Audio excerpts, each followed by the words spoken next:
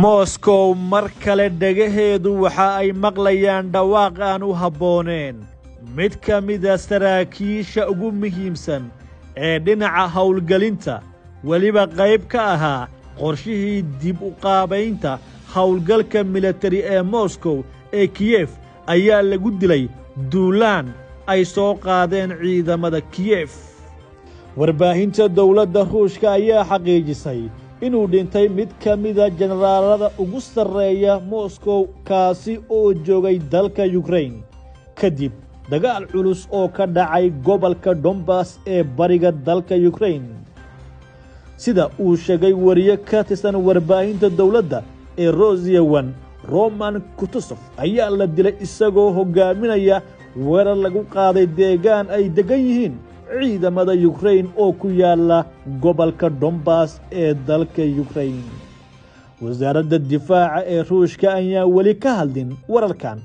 militariga Ukraine ayaa sidoo kale xaqiijiyay dilka General Kutusov isagoo aan bixin faahfaahin dheeri ah oo ku saabsan sida ay wax u dhaceen. dhanka kale Ruushka ayaa ku andacoonaya in uu burburiyay dhismayaal warshadeed oo ku yaalay warshad dayactir ku samaynaysay baabuurta hubaysan ee Ukraine oo ku taala gobolka Kharkiv. sidoo kale wasaaradda gaashaandhigga Ruushka ayaa sheegtay in diyaarad kale oo ay leeyihiin militariga Ukraine iyadana la soo riday.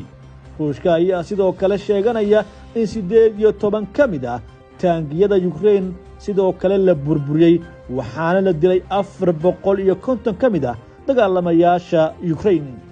madaxweynaha Ukraine Zelensky ayaa waqti la qaatay ciidamada ku sugan jiidda hore ee bariga Donbass halkaas oo Ruushku duqeymo joogta ku hayo. khudbadiisii la sii daayay habeenkii Axadda wuxuu ku sheegay inuu booqday magaalooyin waaweyn oo muhiim u ah qarankiisa kuwaas oo uu kula kulmay saraakiil iyo dad shicib ah. ujeedku waa col midaysan oo looga hortagaya cadaawadda soo qaaday duulaan weerarka ee Moscow. safarkan ayaa madaxweynaha ah safar naadir oo ku tagay meel ka baxsan caasimadda Kiev tan iyo markii uu dagaalku bilowday bishii Febraayo. Moscow ayaa marar badan dib u qaabayn qorshaysan ku samaysay hanaankeeda hawlgelin iyo saraakiisheeda hogaaminta kadib markii dhowr generaal oo muhiim u ah Moscow ay bilowgii horeba dagaalka Ukraine ay ku dhinteen.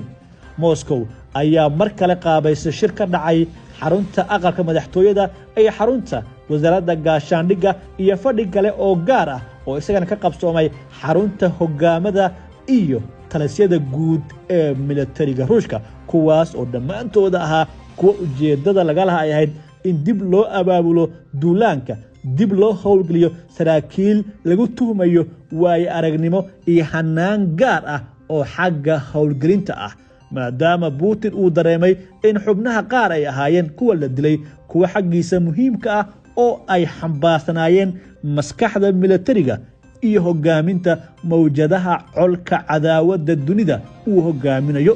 lama oga Moscow iyo Putinba talaabooyinka kale ee u qorshaysan inuu mar kale dhici karayo shir guud oo wasaaradda gaashaandhigga iyo hogaamada talisyada militariga ay ka soo qayb gali doonaan si dib u eegis loogu sameeyo duulaanka Ruushka ee Kiev.